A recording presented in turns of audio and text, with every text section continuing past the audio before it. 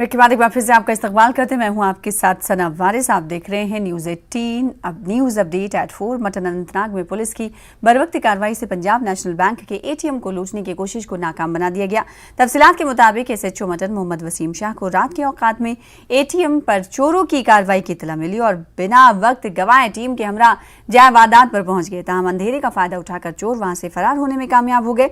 चोरों ने मशीन को नुकसान पहुंचाकर उसमें मौजूद लाखों रुपए लूटने के फिराक की कोशिश की थी। ताहम पुलिस ने बरवक्त मौके पर पहुंचकर इस लूट की कोशिश को नाकाम बना दिया। लोगों ने पुलिस की इस कार्रवाई की सराहना की है। तो हम पहले यहाँ के एसएचओ साहब जो हैं उनके तहे दिल से हम शुक्रगुजार हैं जो मौके पर पहुँच के इसको नाकाम बनाया इन्होंने। और ऐसी सिक्योरिटी जोन में ऐसा वाक़ा हुआ पेश ये, तो हम भी इससे बड़े डैल गए हैं कि हमको इतना भरोसा नहीं था कि मतलब इतना हमारे मटन में ऐसा ये हो सकता है। तो इसलिए हम एसएचओ साहब के बड़े शुक्रगुजार हैं जो मौके पर पहुंच के इन्होंने इस चोरी की इसको वारदात को मतलब नाकाम बनाया।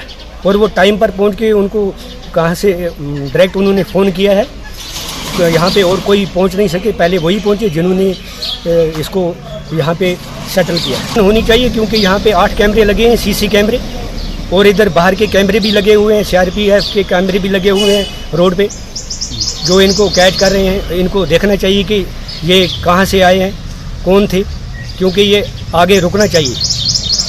नेशनल हाईवे 444 की तामीर के लिए जिला पुलवामा के भरपुरा और मुल्हका देहात के जमीन मालिकान को मुआवजे से महरूम रखा गया है, जिस पर काश्तकार सरापा एहतजाज है। नेशनल हाईवे 444 के लिए हासिल की गई अराजी सेब के बागात थे। एहतजाजियों का इल्जाम है कि सरकार ने पहले ही अराजी के कम मुआवजे का ऐलान किया और अब काश्तकारों को इस मुआवजे से भी महरूम रखा गया है। ज़मीन मालिकान काश्तकारों का कहना है कि इनसे तमाम दस्तावेजात हासिल किए गए हैं, लेकिन अभी तक उनके बैंक खातों में मुआवजे की रकम जमा नहीं की गई है। जबकि मुताल्लिका तामीराती एजेंसी के अफसरान का कहना है कि यह मसला वो अपने आला अफसरान की नोटिस में लाएंगे।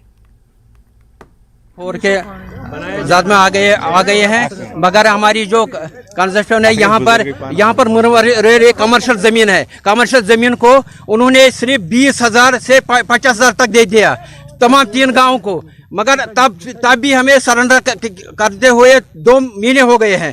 डीसी साहब और एडिशनल डीसी हमें दफ्तर में बोलते हैं कल पैसे डालेंगे, सुबह डालेंगे, हमें मगर पैसे आए नहीं है।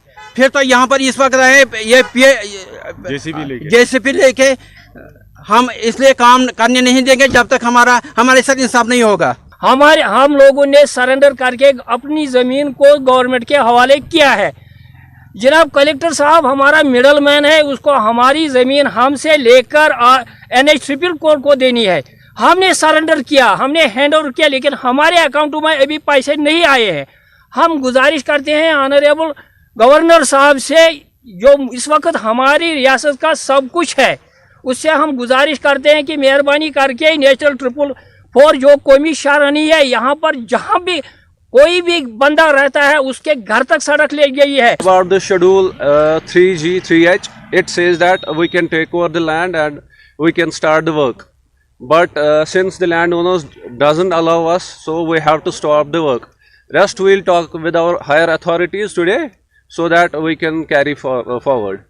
नेशनल कॉन्फ्रेंस के सदर डॉक्टर फारूक अब्दुल्ला ने पुंछ दहशतगर्दाना हमले से मुताल्लिक किए गए एक सवाल के जवाब में कहा कि ये हमला बॉर्डर के करीब हुआ है और ये सिक्योरिटी एजेंसियों की बहुत बड़ी चूक है। फारूक अब्दुल्ला ने कहा कि सिक्योरिटी एजेंसियों को इस पर गौर करने की जरूरत है। उन्होंने कहा कि सरकार जम्मू कश्मीर में सूरत हाल को बेहतर बता रही है। सरकार को चाहिए कि वो जम्मू कश्मीर में जल्द अज जल्द इंतखाबात कराए।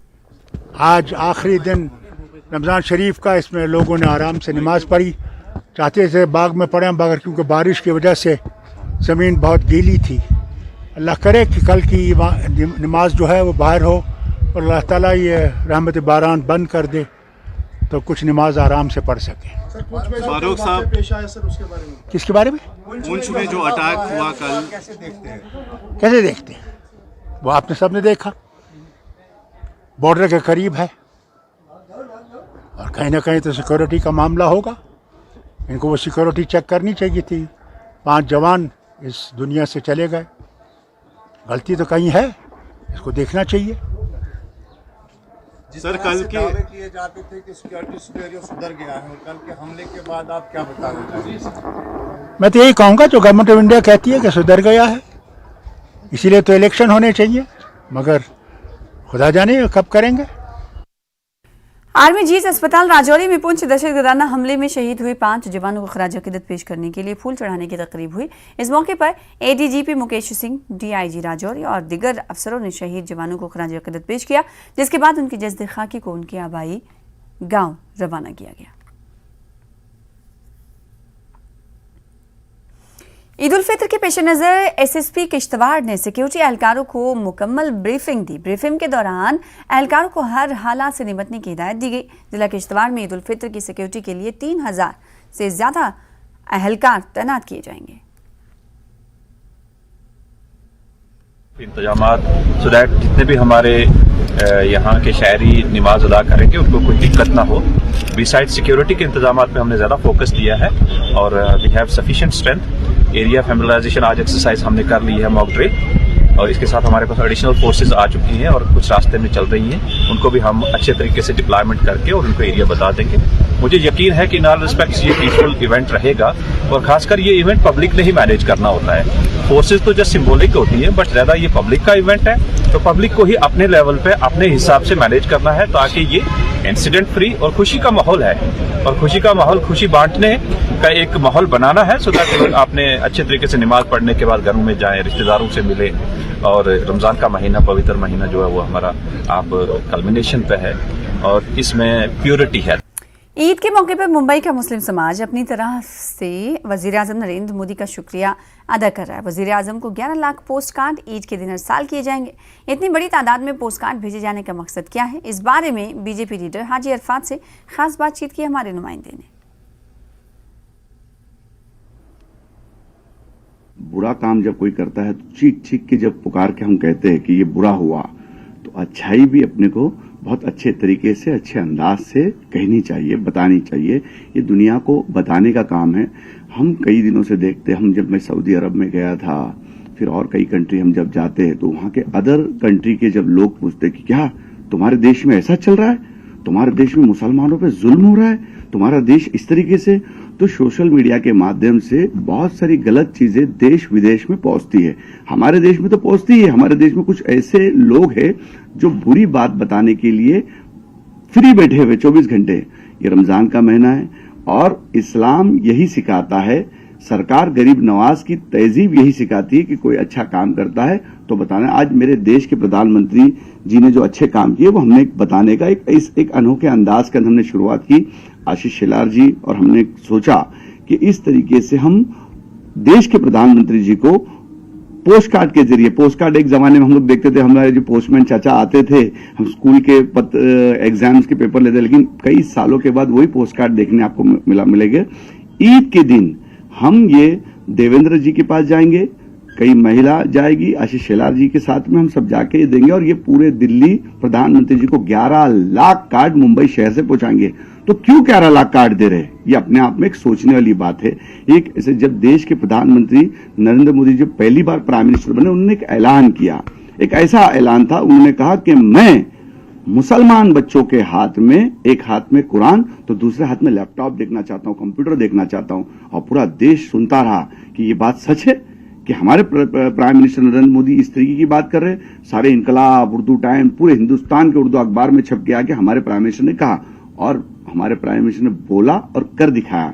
जब मैं अल्पसंख्यक आयोग का अध्यक्ष हुआ, तब मैंने जब देखा कि जब कलेक्टर की बैठक होने लगी, उस कलेक्टर की बैठक में जब मैंने देखा, तब पता चला कि 2.5 लाख का मदरसा फंड आया है प्राइम मिनिस्टर की तरफ से।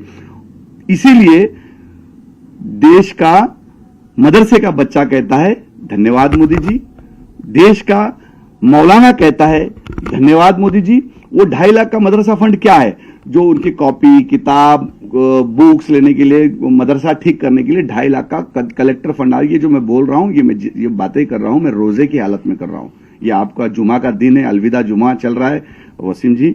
तो ये एक चीज हुई, तो सभी लोगों ने कहा धन्यवाद मोदी जी, बोला वो कर दिखाया हमारे प्राइम मिनिस्टर ने।